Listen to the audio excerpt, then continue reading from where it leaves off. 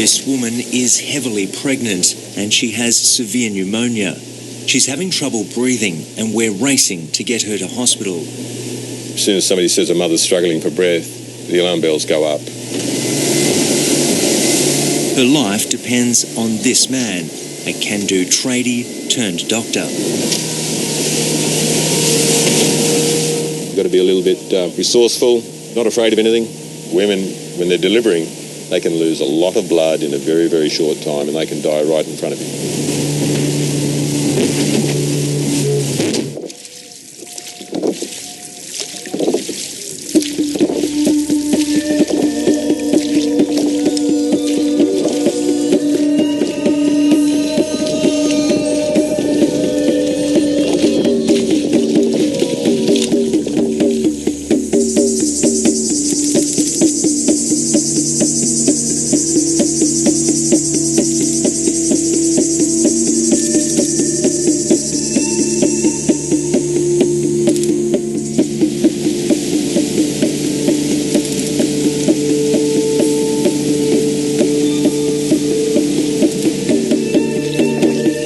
Spectacular and wild, these islands speak of a different world in a distant time.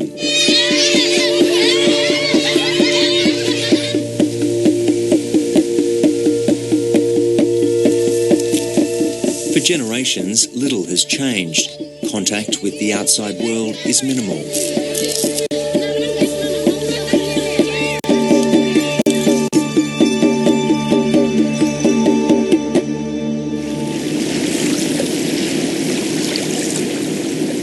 We're here to meet Dr. Barry Kirby as he's about to head out on his island rounds. He first came to the Milne Bay area 30 years ago to work as a builder after hearing his father talk about his war experiences. You know, he'd always say, "Oh, Barry, if you ever get a chance, you know, go to PNG. It's a great place, good people." Where are we going there? I had no idea it was so close to Australia. right on our doorstep, you know. This is just a completely different world. Yeah. Really? We're going to do this fast, okay? At an age when many Australians are considering retirement, Barry is just getting started. So we want somebody down there who's really packing it nicely, okay? We've got twice as much gear this time as we had last time. So we may finish up putting some on here and even some on the roof. After starting university in his 40s to study medicine, his life now revolves around helping the mothers of Papua New Guinea. Quite often women do not get the respect they deserve, and women actually carry this country. I believe that. They're strong women, they bear the children, they work the garden, humble, not assertive, and put up with a hell of a lot. PNG is one of the most dangerous places in the world to be a mother. The lifetime risk of dying in childbirth is about 1 in 30, compared with 1 in 10,000 for Australian women, mostly because the villages here are so isolated. Unfortunately, that's where it all goes wrong. That cultural practice of delivering in the villages is at the core of why Papua New Guinea has such a high maternal death rate.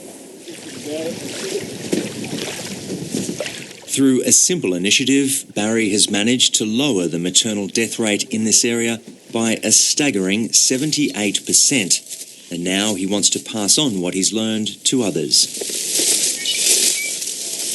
Emergency nurse Kila Kupere is making this journey for the first time. Yeah, this is going to be very challenging for me.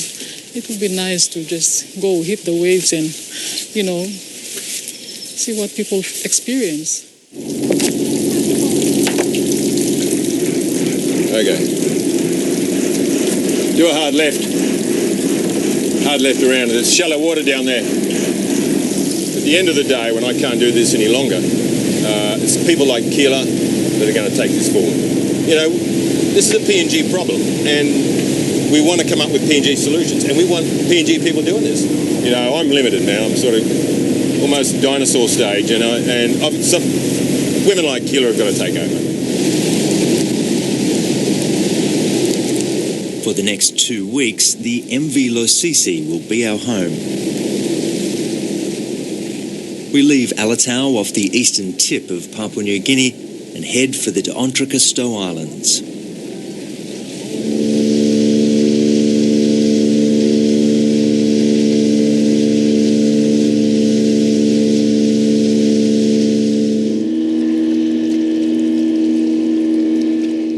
Hello, Doctor.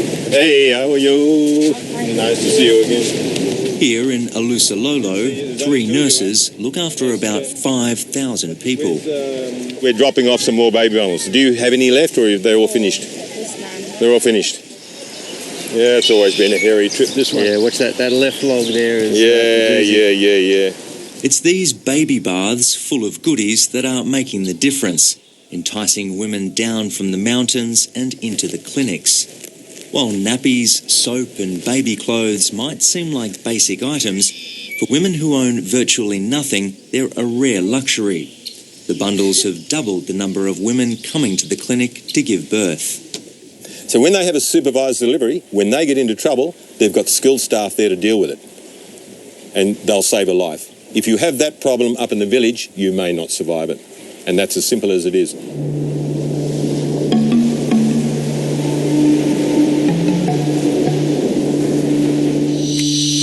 Did you bring your clinic book with you? Yes. Thank you. It's coming here.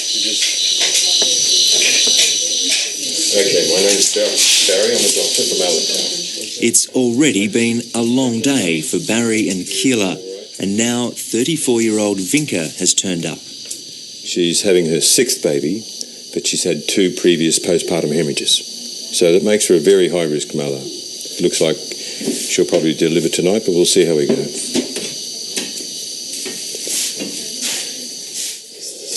Good, Anna. Good. Hey!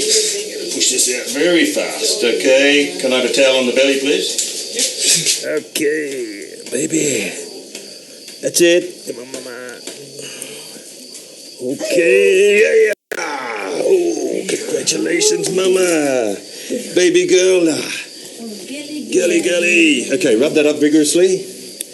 Okay, we'll just feel for another baby here. Okay, I think we're right. Okay. Mama, can you just hold the baby for me?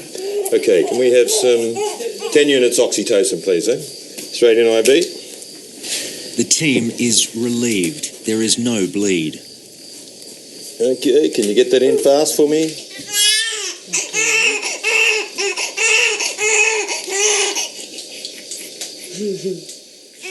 Here, my friend. Here's something for you and, all right, for you and the baby and mother, okay? Things in there for the baby and for the mother. Well done, Barry. Hey, no, Kia, you did very well. Good on you. Thank you. Great team effort. Yeah. Beautiful.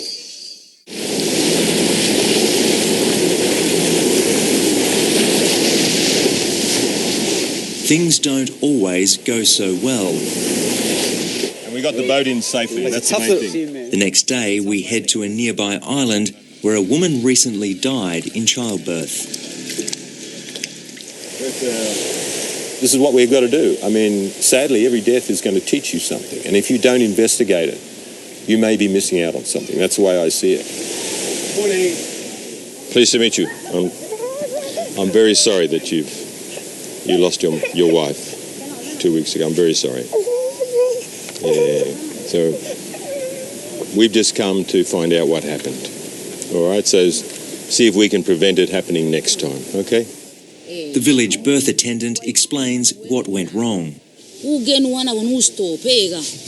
mother was there struggling, and she was actually moving her legs, I guess trying to move her position around to try and push the placenta out. But she was bleeding. Was Judith lying down? Was she sitting? Judith bled to death. Her retained placenta caused a preventable tragedy. She was alone. If she'd been down in the health centre, Judith would still be alive. And Piros, you would still have a wife.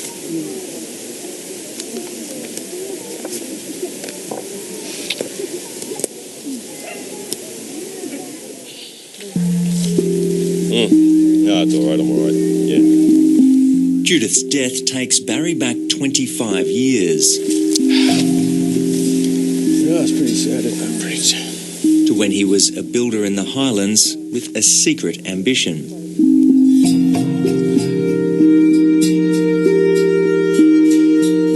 You'd think, it'd be great to be a medico, it'd be great to be a doctor or a nurse and be in a place like this and have a little clinic. And I thought, that's a stupid idea, 40 years of age, come on, And I thought, get those crazy thoughts out of your head. Then came a chance encounter that he's never forgotten. I just drove past this, what looked like a sack on the side of the road. And moments later, I said, no, hang on, that's a woman. I said, well, I'll take her into the hospital, put her in the car. The woman had been sick for months and was dumped on the roadside by villagers who thought she was cursed. We started to talk as best we could. Obviously, she couldn't talk my language, I couldn't talk hers. And she had the most beautiful smile, lovely white teeth. And I sort of just looked back and I thought, wow, what a beautiful lady. Later that night, she passed away.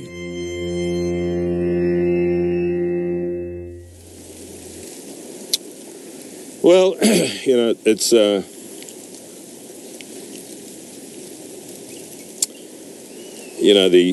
I think that was the final straw. That was the final straw. It was...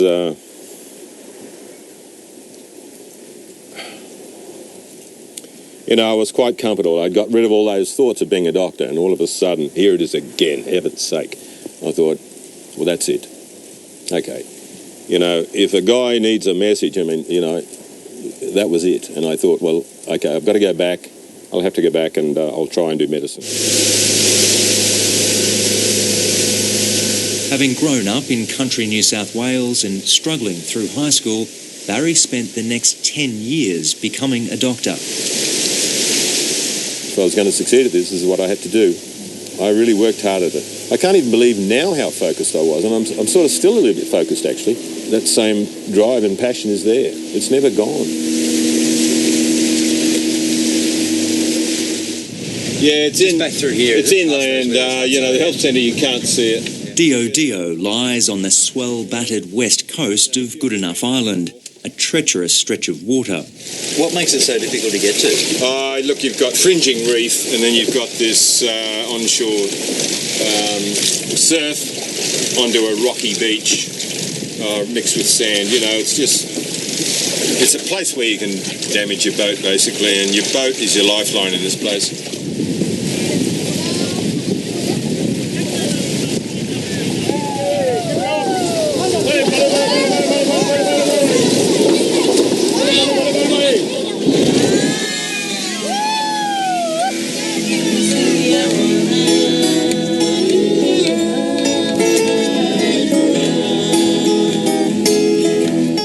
It's a decent walk to the main village, especially hard for Barry with his bung hip. Well, I can't remember it being this far in, but anyway, I knew it was a fair walk in from the beach.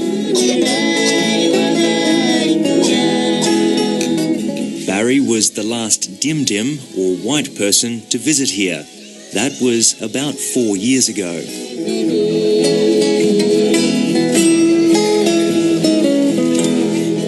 These are little kids here. They're really excited. You people are dim.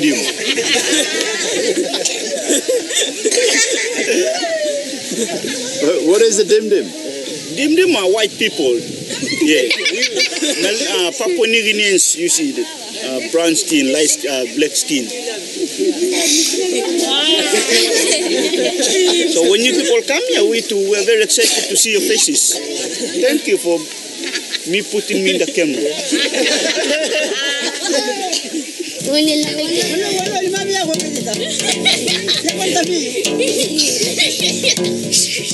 Dio may be remote, but it's the centre of activity for this corner of the island.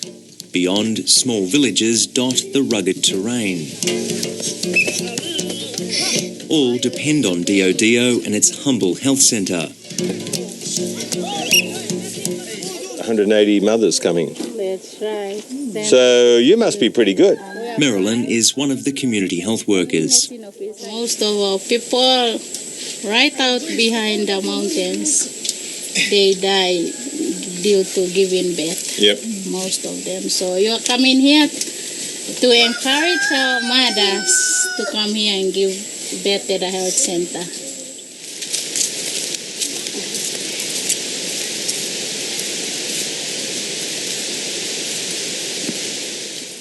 The whole success of Dr. Barry's operation depends on getting pregnant women down from remote mountain villages into the community health centres where they can have a safe birth. The problem is some of these places are up to a day's walk away. Normally, Sister Marilyn will go out and check on these mothers-to-be, but she hasn't been able to for a few months because of flooded rivers. Today, though, we are going to head out and try to make contact.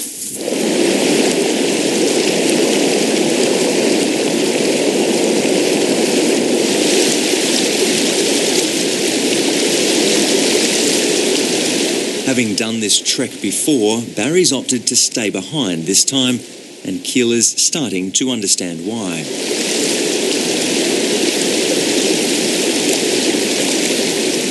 Yeah, just after crossing the river, it's kind of reality just set in, having to experience the strength of the current here in this river flowing and how hard it was to cross this river. Stepping on the stones, it's slippery, the current is flowing against your legs, and being a woman, it just set me in the place where, I began to feel how a pregnant woman would feel, having to bear the weight of pregnancy and then coming to the nearest health center.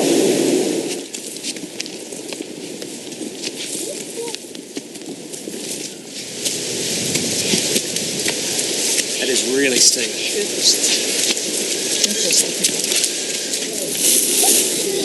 In the baby dish. After 5 hours, we finally arrive and meet Pristis, who's heavily pregnant with her third child. She's overwhelmed by our sudden appearance. Nappies. Maybe nappies. Twice already, she's had to trek down to the health centre while in labour. How was that walk with your last pregnancy? Did anyone help you? Unay fufu gaito no di ileminda wow. Okay, she says that while she was in labor, her mother-in-law and her mother helped her all the way down to the labor ward.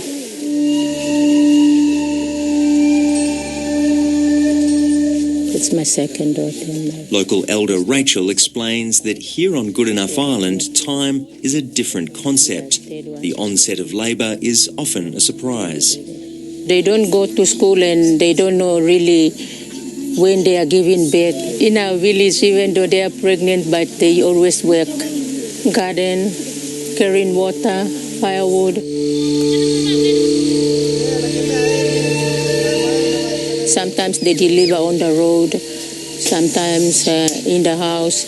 Oh, it's really hard.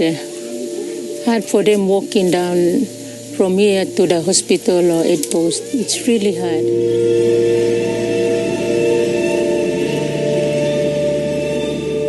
Soon, Pristis will make the journey once again to DODO.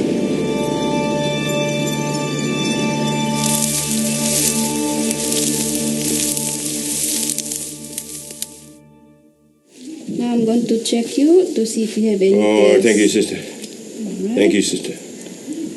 All right, and there is no tear there. All right, so. The next day, the staff in DODO get some very realistic training, even down to the fake blood. The idea is to let's try and make it a bit scary for us, okay? Like it normally is. Okay, we're just going to slip baby of Angela in there. By the way, we call our model Angela. This is Mother Angela. Hey, sister, I want to push. Sister, please, help me. What are you going to do now? Hey, sister, please, sister, get it out.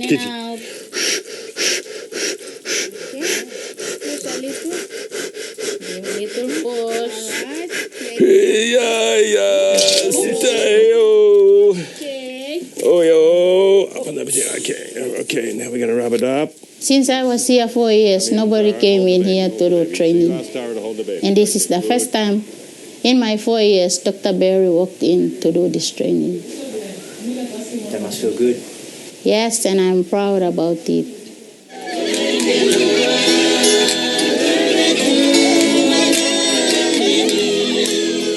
Not too good, not too bad, just good enough. I learned.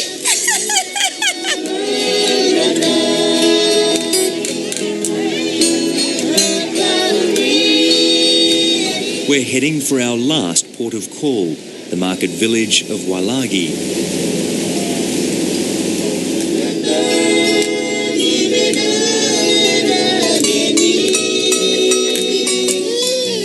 Here, Barry has built these waiting houses for mothers-to-be. Very few women will deliver on the day you tell them they're going to deliver.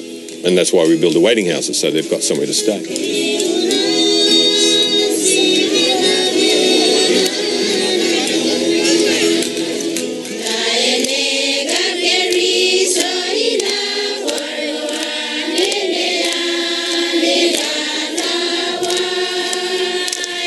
They bring in all these gifts for the patients because a lot of them come from a long way away and don't have enough food or firewood to stay here for more than a few days. So, yeah, it's amazing to see it.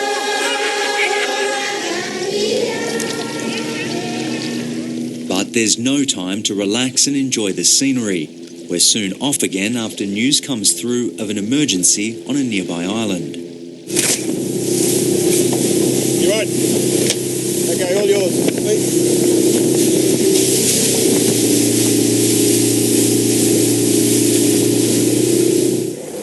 Barry, what's happening?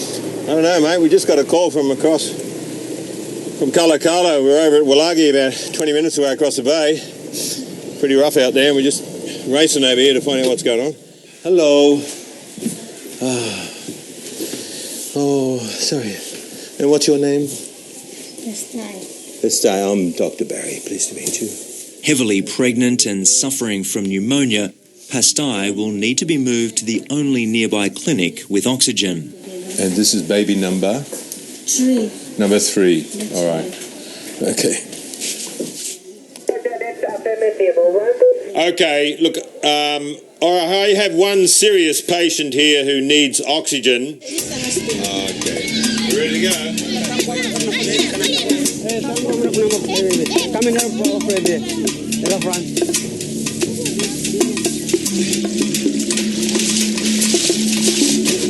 Okay, got it there. Keep holding. Hold it. Just go comfortably, but fast.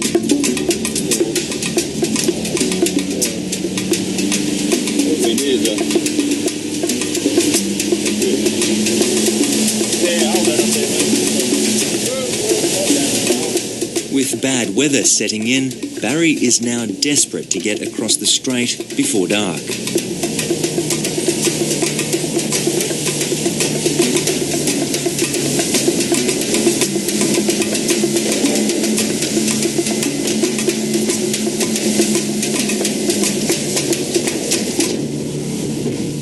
We need a few more people out there. Bring some people. Okay, please come help. Get a foot around there. Watch your feet. Foot around there. That's it. Good. Thank you. Yes. On dry land, Pastai is rushed to the clinic and stabilised. But Barry thinks she needs more serious help.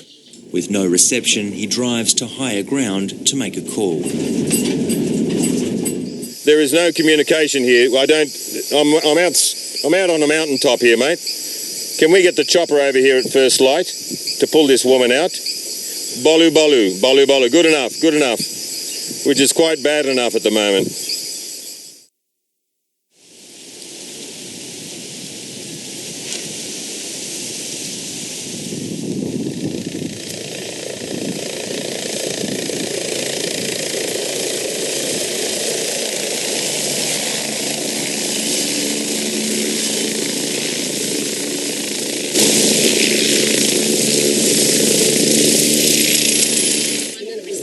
So is she able to? We'll see. Climb up. Up this, in here. In there. In this one. For a village woman to sit in a $2 million chopper and get a ride into Alotau, I think that's going to be like you and I flying to the moon.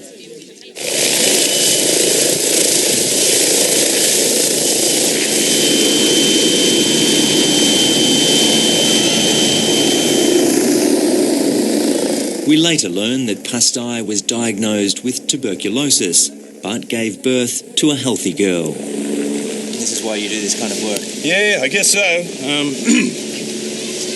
Yeah, it's great.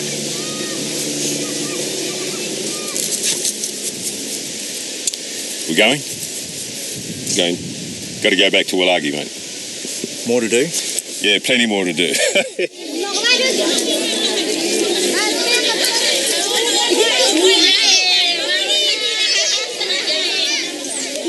Back in Wailagi, Keela's class on resuscitating newborns is already paying off for this new mother, Josephine. And she went into labour around 11 p.m., had a baby, and the baby was born flat. The baby girl wasn't breathing. Thanks to the training, community nurse Jerry was able to revive her. When we had that last night's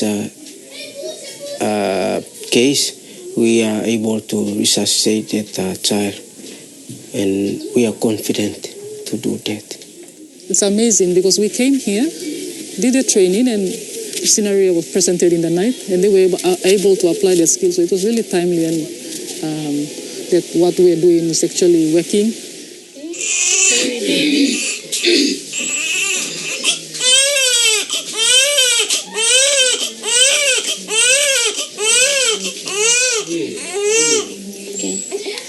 I always call them the forgotten workforce. I mean, they are heroes, yeah. Yeah, and sometimes they get very little recognition for that. If these people weren't there, many more people would die. A lot of this is just a lot of basic care. But if they don't do it, the baby will die. If they don't treat their infections in the people who are there, they go septic and they die. So in their context, within their community, the community thinks they're heroes. We are all heroes, yeah. Because we are human beings, we do things, we see things, we do the right thing for the benefit of our people.